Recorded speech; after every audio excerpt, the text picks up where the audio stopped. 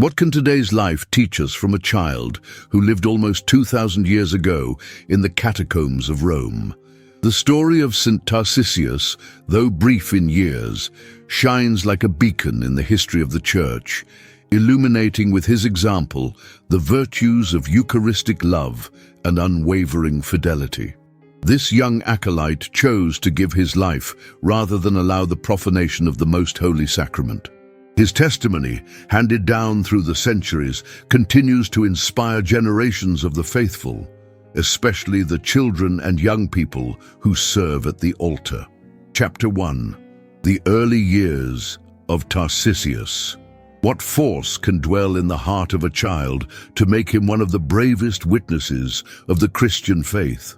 The story of Saint Tarcisius begins on the streets of ancient Rome during the 3rd century, in the time of Emperor Valerian, when being a Christian meant risking one's life.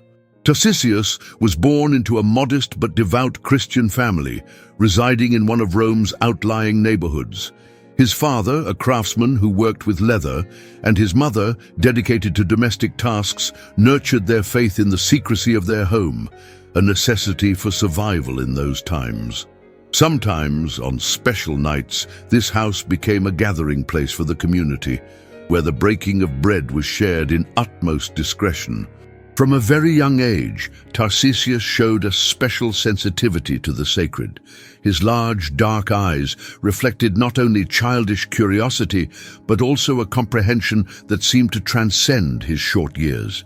The little boy eagerly absorbed the stories of Jesus, of his apostles, and of the martyrs who had already shed their blood for the faith.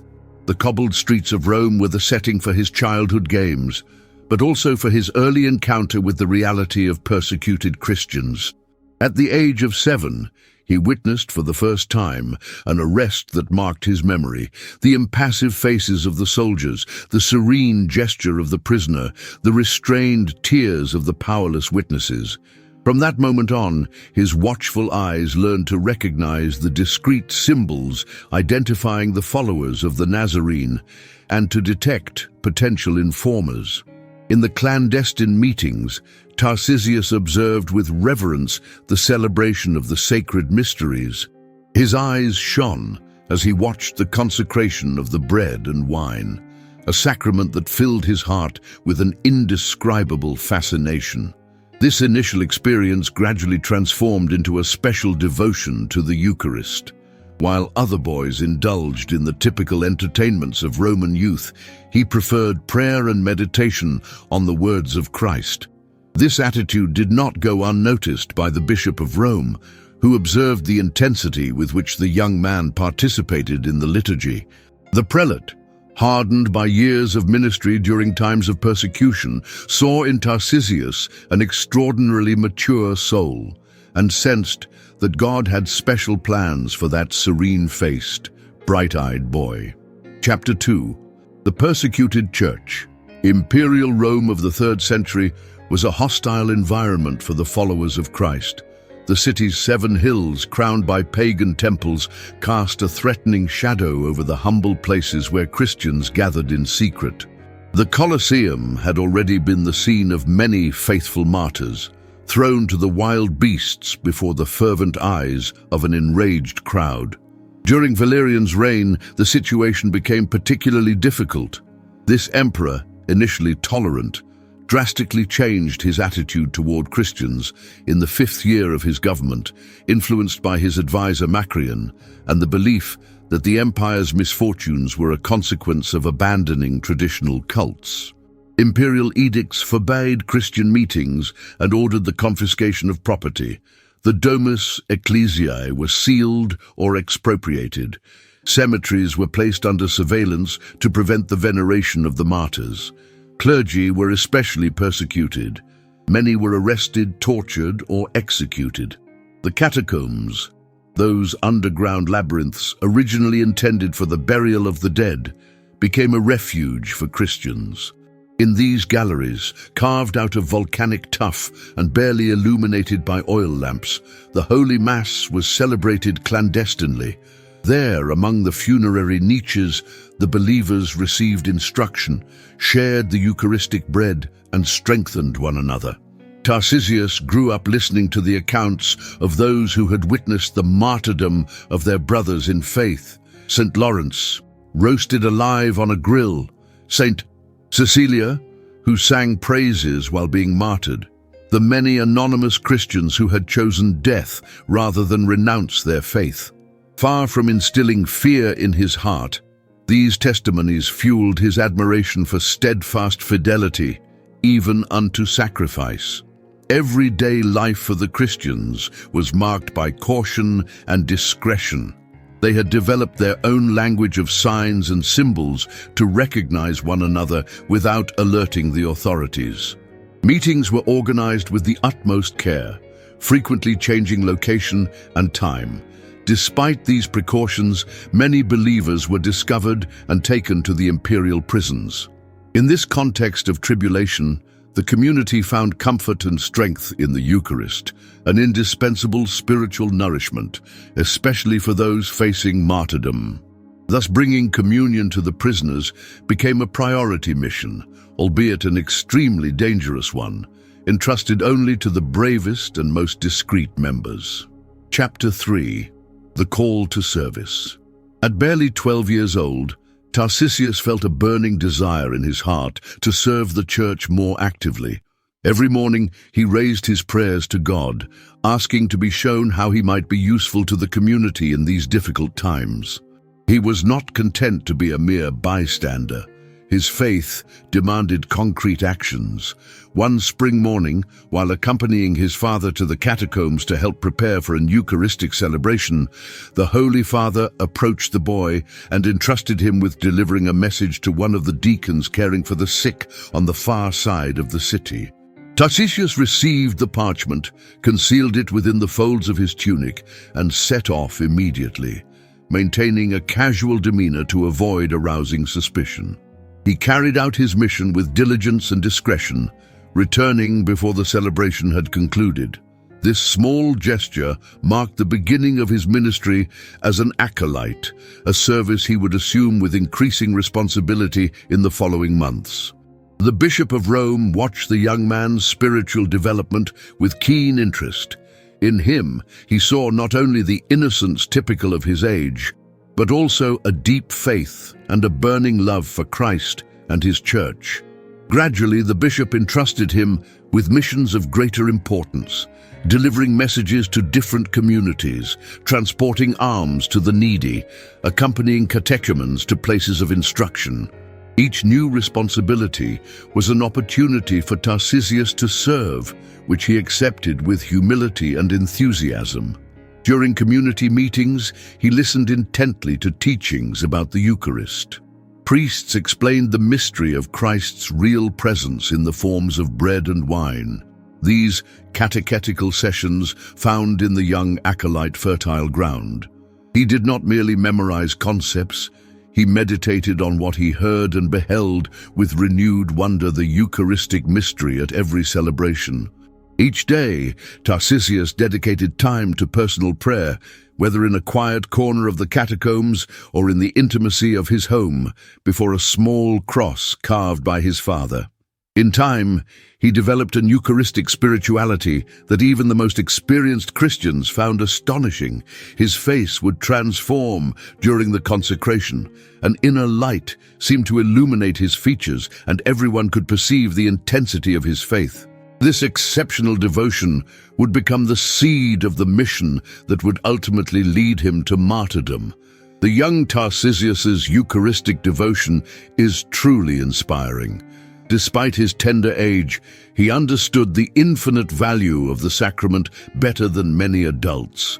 Have you ever experienced a moment when you felt a special connection with the Eucharist? Or do you know of a young person whose faith has surprised you? Share your experience in the comments and tell us how the story of Saint Tarcisius resonates in your spiritual life today. Chapter 4. The Faithful Acolyte. Tarcisius's life as an acolyte passed between liturgical celebrations in the catacombs and small missions of trust.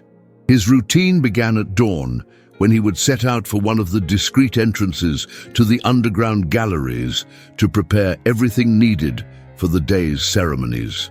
By the dim light of torches, he diligently carried out his tasks, sweeping the floor, cleaning the improvised seats, checking the oil in the lamps. His faithfulness in these small responsibilities earned him trust for greater assignments, fulfilling the words, "He who is faithful in a very little is also faithful in much." During the celebrations, he served with a reverence that edified the assembly. His precise movements reflected the awareness of participating in a sacred mystery. He carefully prepared the elements for the Eucharistic sacrifice, selecting the best available bread, checking the quality of the wine, and arranging the altar cloths with care.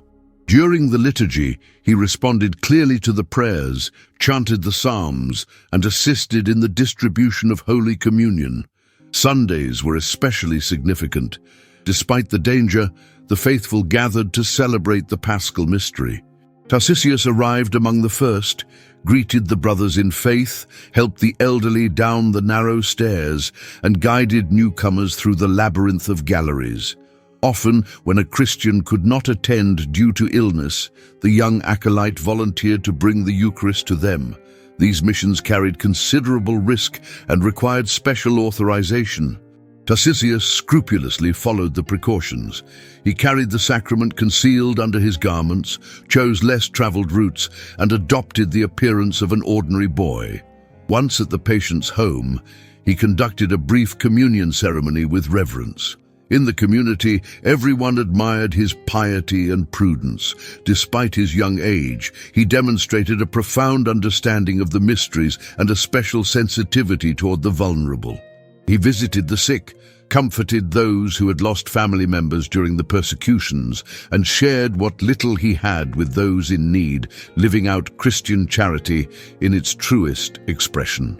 The Bishop of Rome, impressed by his virtues, decided to personally instruct him.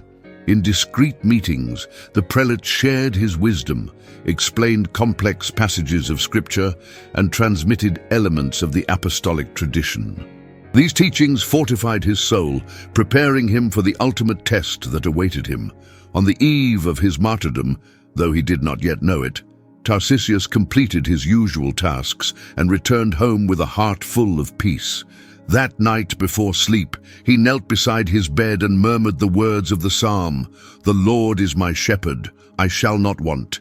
Even though I walk through the darkest valley, I fear no evil, for you are with me." Unwittingly, he was uttering the perfect prayer for what the new day would bring. Chapter 5. The Eucharist in Times of Persecution. In 3rd century Rome, the celebration of the Eucharist represented both the greatest risk and the greatest strength for the Christian community. That sacred banquet, a memorial of Christ's Passover, had to be celebrated under conditions of extreme secrecy. Every celebration was prepared with meticulous care, for a single oversight could mean the arrest and martyrdom of all participants. The elements for the Eucharistic sacrifice, bread, wine, patron, and chalice, had to be transported disassembled or camouflaged. Patrons, often made of glass or wood to avoid arousing greed, were hidden among ordinary clothes. Chalices, designed to look like ordinary vessels, traveled among everyday goods. The bread and wine were carried in minimal quantities to avoid suspicion. The sacred readings posed another challenge. Scrolls containing fragments of Scripture were scarce and valuable. Their possession was sufficient evidence for a conviction. Readers had to memorize long passages, transmitted orally through generations. Some texts were written in small fragments that could be easily concealed or destroyed in case of danger. Despite these difficulties, the Eucharist was celebrated with profound reverence. In the silence of the catacombs, by the flickering light of lamps, the words of consecration resonated with a particular intensity. "This is my body given for you. This is my blood shed for the forgiveness of sins." For the Christians of that time, constantly under threat of death, these words acquired a vivid and personal significance. The preservation of the consecrated bread posed special challenges. Without permanent tabernacles, the Eucharist was kept in small containers called pyxae, usually made of ivory or precious metals, which the authorized deacons and acolytes carried to the sick and imprisoned. This task, essential for maintaining spiritual communion among all members of the Church, was also extremely dangerous. Tarcisius, because of his devotion and discretion, had been entrusted several times with this sacred responsibility. The bishop had carefully instructed him in handling the most holy sacrament, how to carry it reverently beneath his garments, how to protect it during his journey, what prayers to recite while transporting it, and what to do if he were discovered. "Remember," the prelate had told him, "that you carry with you Christ himself. You are like the Virgin Mary, who bore the Savior in her womb. What you transport is not an object, but a living presence before whom every knee, in heaven and on earth, must bow." These words resonated in the heart of the young acolyte every time he carried out his mission. For him, bearing the Eucharist was not merely a task, it was an immense privilege, a grace that filled him with reverential awe and inexpressible joy. As he walked the streets of Rome with the sacrament concealed beneath his garments, he felt accompanied, supported by a force that was not his own. Chapter 6. The Dangerous Mission. The day that would forever change Tarcisius's life dawned like any other. The August sun rose over the rooftops of Rome, promising yet another day of stifling heat. In the catacombs, however, the atmosphere remained cool, almost cold, as the faithful gathered for the morning celebration. That morning the assembly was larger than usual. Rumors had spread that several Christians had been arrested in a nocturnal raid and were now confined in the dungeons of the Circus Maximus, awaiting their fate in the arena in the coming days. The community prayed fervently for them, aware that they would need superhuman strength to face what lay ahead. After the celebration, the bishop called the assembly together. "Brothers, our imprisoned companions need the comfort of the Eucharist. Who will dare to bring them the bread of life?" A heavy silence followed his words. The mission was particularly risky. The guards had doubled their vigilance after recent escape attempts, and any Christian spotted near the prison would be immediately detained. Tarcisius, who had just served as an acolyte during the celebration, stepped forward. "I will do it, Father." His voice, though youthful, rang out firm and resolute. Some among the congregation exchanged looks of concern. Wasn't he too young for such a dangerous mission? The bishop looked deeply at the boy. "Tarcisius, you know well the risks." It was not a question, but a statement. The young man nodded solemnly. "I know them, Father, and I am willing to face them. No one would suspect a child." After a moment of reflection, the prelate agreed.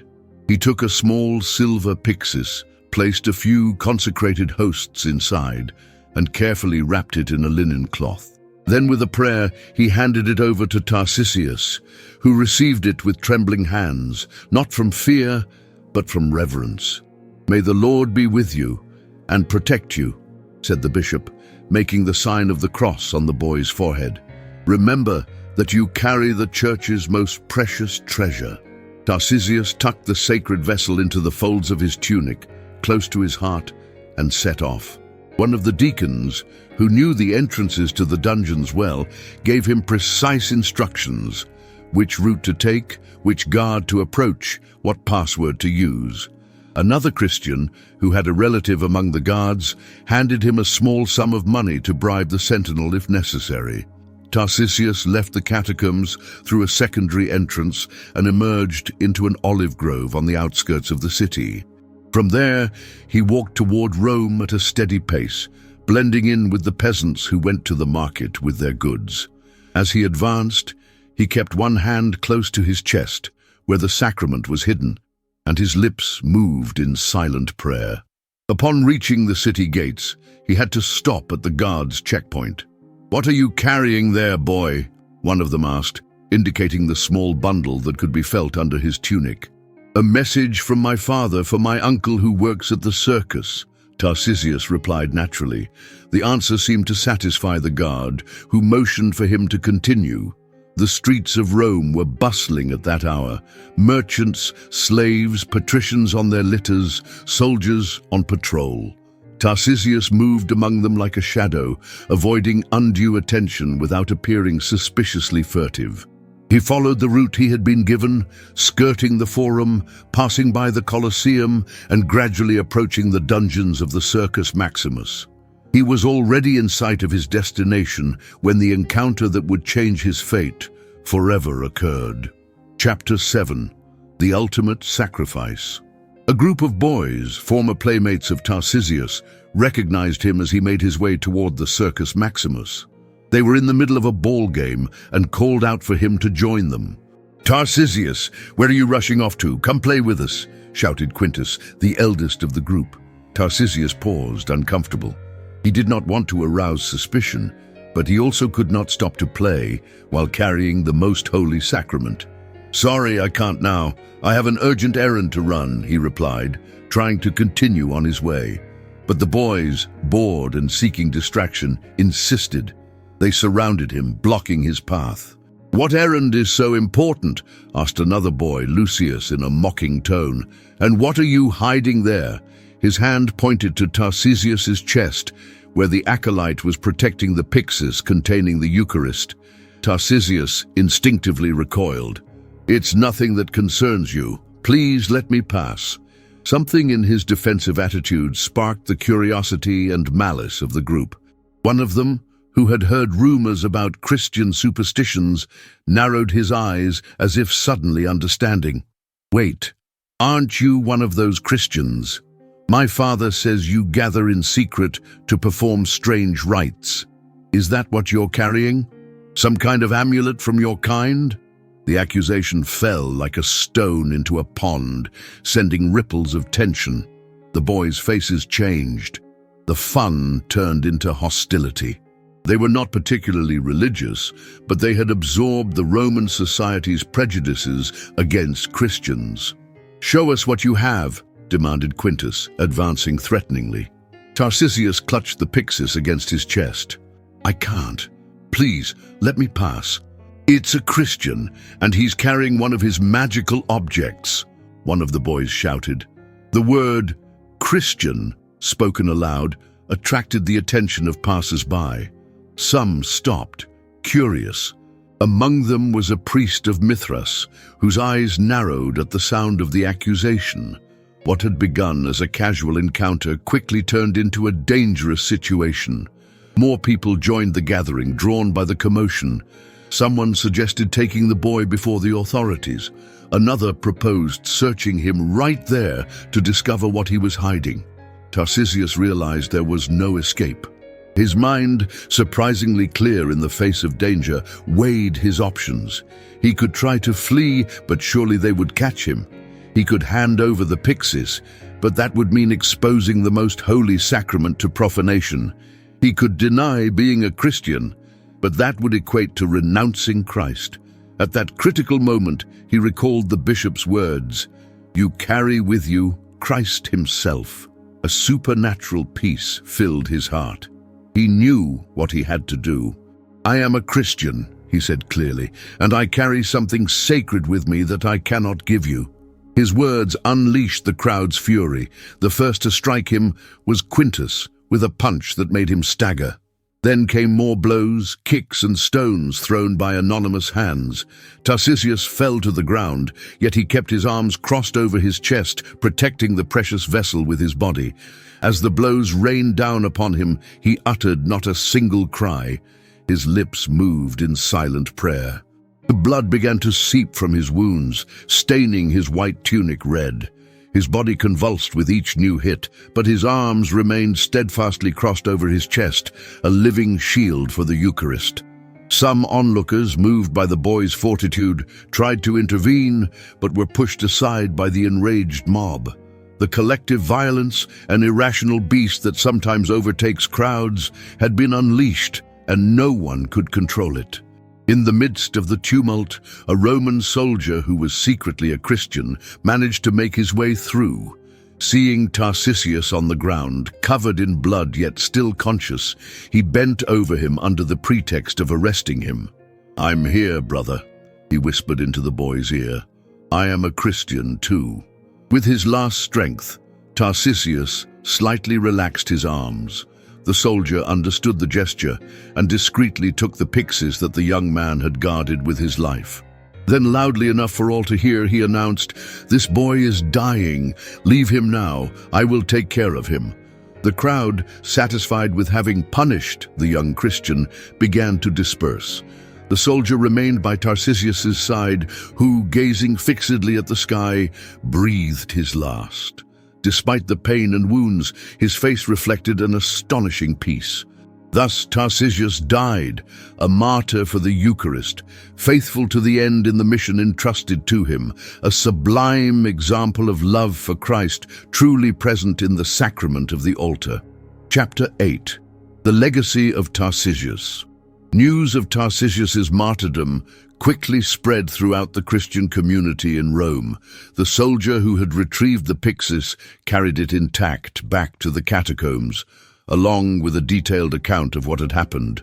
That night, as they clandestinely performed the funeral rites for their young brother, the Christians realized they had witnessed an extraordinary testimony.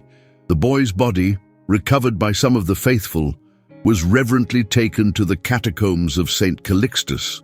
There, in one of the most venerated chambers, he was laid in a newly excavated niche. On the slab sealing his tomb, anonymous hands inscribed a simple message: "Tarcisius, martyr of the Eucharist, who chose to die rather than surrender the body of the Lord." Deeply moved by the young acolyte's sacrifice, the Bishop of Rome personally composed a poetic epitaph that would later be added. Christ entrusted him with his mysteries in life. Christ received his soul in death. Tarcisius carried the sacrament. Tarcisius became a sacrament. Tarcisius's tomb soon became a place of pilgrimage for the Christians of Rome. They came to pray before his remains, to seek his intercession, and to be strengthened by the example of his valor. Many left small oil lamps burning day and night beside his grave, symbols of that inner light which had illuminated the young martyr's life. But Tarcisius's legacy went beyond his tomb. His martyrdom deeply impacted the Christian community, especially the young. That boy, barely 12 years old, had demonstrated a strength and fidelity that highlighted the lukewarmness of many adults. His example inspired others to deepen their faith, to value the treasure of the Eucharist, and to be willing to sacrifice for Christ. Parents began to recount Tarcisius's story to their children as a model of Christian virtue. In catechetical sessions for catechumens, his testimony was mentioned as an example of the love for the Eucharist that every Christian should cultivate. The acolytes serving at liturgical celebrations regarded him as their patron and heavenly protector. Over time, traditions developed around his figure. It was said that at the moment of his death, a supernatural radiance had illuminated his face, visible even to his executioners. Some witnesses claimed to have seen a white dove ascend to the heavens as the boy exhaled his final breath, a symbol of his pure soul being received by God. Other accounts added that the consecrated hosts he had guarded with his body remained miraculously intact, without a drop of blood, despite the wounds covering his chest. Yet beyond these pious traditions, what endured was the example of his life and death, his Eucharistic devotion, his humble service, his courage in the face of trial, and his unwavering fidelity. Tarcisius embodied the virtues that the persecuted church needed to survive: discretion without guile, firmness without arrogance, and a willingness to sacrifice without seeking martyrdom. Valerian's persecution continued for several more years, claiming numerous victims among the Christians. But the blood of the martyrs, like that of Tarcisius, became the seed of new believers. The community, far from shrinking, was strengthened by these heroic testimonies. Each new martyr renewed the conviction that the Christian faith was a treasure for which life and death were worthwhile. When peace finally came to the Church with the Edict of Milan in 313, the memory of Tarcisius remained alive. His cult, initially limited to the Roman community, began to spread to other regions of the empire. His story was transmitted as an example of Eucharistic fidelity and Christian courage. The deepest legacy of Tarcisius, however, was not in his external cult, but in the spiritual lesson his life and death taught: that the Eucharist is a treasure for which it is worth sacrificing everything, that youth is no impediment to holiness, and that true greatness lies in fidelity to both the small, everyday missions and the great mission of life. Chapter 9. Veneration through the centuries. Over the centuries, the devotion to Saint Tarcisius underwent various transformations, adapting to the religious sensitivities of each era while always maintaining its essence. The admiration for a young man who gave his life to protect the Eucharist. After the Constantinian peace, when Christians could build basilicas and practice their faith openly, Tarcisius's relics were transferred from the catacombs to a church built in his honor. This solemn transfer marked the official recognition of his cult.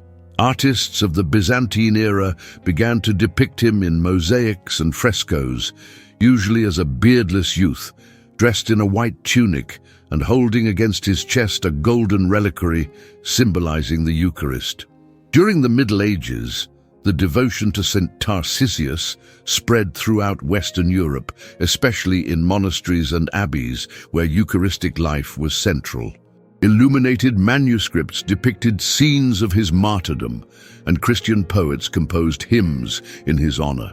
His liturgical feast, fixed on August 15th, sometimes coinciding with the Assumption of the Virgin Mary, could overshadow his celebration, but also established a symbolic connection. Mary bore Christ in her womb. Tarcisius bore him against his chest. In the Renaissance, with a renewed interest in the martyrs of ancient Rome, several artists created notable works inspired by his story. Particularly moving were the paintings that portrayed the moment of his death, with his face transfigured by a supernatural light, while his persecutors recoiled in astonishment. Popular devotion found new expressions over time. In Italy, it became a tradition for children about to receive their first communion to first visit the tomb of Saint Tarcisius or a church dedicated to him. In France, confraternities under his patronage emerged, dedicated to promoting Eucharistic adoration. In Spain and its American colonies, he was invoked as the protector of acolytes and altar servers. The 19th century, with its renewed Eucharistic fervor, saw a resurgence of the cult of Saint Tarcisius. Pope Pius IX, deeply devoted to the Eucharist, promoted his veneration and presented him as a model for Catholic youth. In 1879, Cardinal Wiseman published the novel Fabiola, which included a moving description of the young acolyte's martyrdom, helping to popularize his figure throughout the Catholic world. This devotional revival coincided with the founding of numerous Eucharistic youth associations that adopted Tarcisius as their patron. In them, young people committed to regular participation in Mass, frequent communion, and the promotion of respect for the Most Holy Sacrament. Medals bearing his image were minted, new hymns composed in his honor, and altars and chapels were erected under his invocation. The art of the 19th century produced some of the most famous representations of Saint Tarcisius, such as Alexandre Falguière's renowned sculpture, which shows the young martyr at the moment of his death, with his arms crossed over his chest protecting the Eucharist, while his face reflects a mix of physical pain and spiritual ecstasy. In the 20th century, with the promotion of frequent communion by St. Pius VI and the active involvement of the laity in the liturgy, Tarcisius's figure gained renewed prominence. He was seen as a precursor to Catholic youth action, a model of lay commitment, and an example of how young people could actively serve the Church. The Second Vatican Council, with its emphasis on the Eucharist as the source and summit of Christian life, provided a new framework for understanding the devotion to this saint. It was no longer just about admiring his courage in physically protecting the Eucharistic elements, but about emulating his profound understanding of the Eucharistic mystery as the real presence of Christ and his willingness to dedicate his entire life to this central truth of the faith. Today, Saint Tarcisius is still venerated as the patron of first communicants, acolytes, extraordinary ministers of Holy Communion, and Eucharistic associations. His feast is celebrated on August 15th in the traditional calendar and on August 26th in the Reformed Roman calendar following the Second Vatican Council. The catacombs of St. Calixtus, where tradition holds he was buried, remain a pilgrimage site. There, visitors can contemplate the inscription commemorating his martyrdom and reflect upon the testimony of this young man who understood, with the wisdom that only faith can give, that some truths are more valuable than life itself. The story of Saint Tarcisius, handed down over 18 centuries, continues to speak to the hearts of today's believers. In a world that often devalues the sacred and ridicules religious commitment, his testimony reminds us of the importance of recognizing, valuing, and defending what is the most precious treasure of our faith. As Pope Benedict XVI once wrote, "The example of Saint Tarcisius reminds us that love for the Eucharist is the measure of love for Christ and his Church." Chapter 10. Saint Tarcisius, patron of acolytes. The designation of Saint Tarcisius as the patron of acolytes perfectly reflects the exemplary nature of his service at the altar. In him, the young people who assist the priest during liturgical celebrations find an inspiring model of Eucharistic devotion and fidelity to their ministry. The Church has always valued the service of acolytes as an important contribution to the dignity of the liturgical celebrations. These young people, like Tarcisius in his time, help with various tasks, presenting the bread and wine for consecration, carrying candles in processions, assisting with the ritual book, and collaborating in the distribution of Holy Communion. All of this requires an attitude of reverence and a proper understanding of the sacred rites. In many parishes, especially on the eve of Saint Tarcisius's feast, ceremonies of blessing and the conferral of insignia on new acolytes are held. During these celebrations, the story of the young martyr is recounted, and altar servers are invited to emulate his love for the Eucharist and his readiness to serve. These moments are particularly significant for children and adolescents who discover the deep spiritual dimensions of their ministry. Acolyte groups around the world have adopted Saint Tarcisius as their celestial protector. Under his patronage, these young people not only learn the practical aspects of liturgical service, but also deepen their spiritual formation. Many, inspired by the saint's example, develop a special devotion to the Eucharist, which in some cases becomes the seed of a vocation to the priesthood. The Church's magisterium has repeatedly emphasized the importance of the acolyte ministry and its connection with Saint Tarcisius. Popes have directed specific messages to these young servers, encouraging them to reflect on the figure of the young martyr and to find inspiration for their own journey of faith. In this way, the memory of the young Roman acolyte remains alive and operative in the life of the Church. Chapter 11. Teachings for today's world. The story of Saint Tarcisius, which took place more than 17 centuries ago, continues to offer valuable lessons for Christians of our time. In a world marked by moral relativism and religious indifference, his unwavering testimony of faith stands as a luminous beacon, pointing to enduring values. First, St. Tarcisius reminds us of the infinite value of the Eucharist. In an era when many Catholics attend Sunday Mass out of mere habit, without full awareness of the mystery being celebrated, the young martyr challenges us with his passionate love for the sacrament of the altar. His willingness to give his life rather than allow the profanation of the sacred species invites us to reflect on our own attitude toward this gift par excellence, as the Church calls it. The courage of Tarcisius in the face of persecution, also questions our ability to bear witness to our faith under adverse circumstances. Although violent persecutions against Christians are no longer common in many nations, we face subtler forms of hostility, ridicule, social marginalization, and job discrimination. The young acolyte teaches us that fidelity to Christ may demand sacrifices, but these are incomparable with the treasure of faith. Saint Tarcisius's youth challenges contemporary stereotypes that portray adolescence as a period of superficiality and immaturity. His example shows that young people are capable of understanding and taking on significant responsibilities within the life of the Church. This is particularly relevant today, when youth ministry seeks to offer new generations authentic and committed experiences of faith. Finally, devotion to Saint Tarcisius reminds us of the importance of knowing and valuing the testimony of Christian martyrs.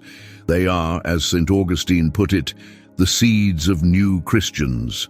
Their blood, shed out of love for Christ, continues to fertilize the Church and offers models of coherent Christian living. In a society that tends to forget its roots, martyrs like Tarcisius reconnect us with our history and remind us of the price paid for the faith we profess. Chapter 12. Saint Tarcisius in Art and Christian Culture. Throughout the centuries, the figure of Saint Tarcisius has inspired numerous artistic expressions that have contributed both to the diffusion of his cult and to the perpetuation of the memory of his heroic testimony. From ancient frescoes in the catacombs to contemporary works, the young martyr of the Eucharist has been portrayed in various styles and techniques, yet always preserving the essential elements of his story. In painting, the representations of Saint Tarcisius from the Renaissance and Baroque periods stand out. Artists such as Alessandro Algardi depicted him at the climax of his martyrdom, defending with his body the sacrament that had been entrusted to him. These works, characterized by dramatic intensity and profound theological symbolism, adorned chapels and temples, contributing to the visual catechesis of the faithful. Sculpture has also immortalized the figure of the young acolyte. Particularly moving is the marble statue created by Alexandre Falguière in the 19th century, which shows Tarcisius lying on the ground with a serene expression, clutching the Eucharistic vessel to his chest. This work, currently preserved at the Musée d'Orsay in Paris, reflects with extraordinary sensitivity the inner peace of the martyr amid physical suffering. In literature, the story of Saint Tarcisius has been narrated in poems, novels, and plays aimed especially at the religious formation of youth. Cardinal Nicholas Wiseman included a moving account of the young martyr in his celebrated novel Fabiola, 1854, which notably contributed to revitalizing interest in the early Christians. In more recent times, numerous Catholic authors have adapted the story for various age groups, making this inspiring testimony accessible to new generations. In the realm of sacred music, various composers have created hymns and oratorios dedicated to Saint Tarcisius. These compositions, performed especially during his liturgical feast, exalt his love for the Eucharist and his courage in the face of martyrdom. His story has also resonated in cinema, being portrayed in films about the early Christians and in productions specifically dedicated to catechetical formation regarding the Eucharist. Chapter 13. Prayer to Saint Tarcisius. Glorious Saint Tarcisius, young martyr of the Eucharist, who with admirable strength gave your life to protect the most holy body of our Lord Jesus Christ, hear our humble prayer. You, who from an early age understood the infinite value of the altar sacrament, help us grow in love and reverence for this mystery of faith. May we, like you, recognize in the consecrated bread the real presence of Christ and participate in the Holy Mass with the same devotion that illuminated your face as you beheld the sacred mysteries. Heavenly Protector of acolytes and all who serve at the altar, bless all the children and young people who perform this ministry in our parishes. Inspire in them your very spirit of reverence and self-giving, so that their service may contribute to the dignity of the liturgical celebrations and be an occasion for growth in their spiritual lives. Intercede, glorious martyr, for the children and adolescents of our time, especially for those preparing to receive their first communion.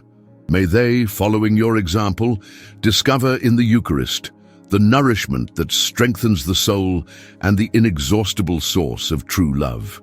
Help us all, Saint Tarcisius, to bear courageous witness to our faith in the midst of the difficulties and contradictions of today's world.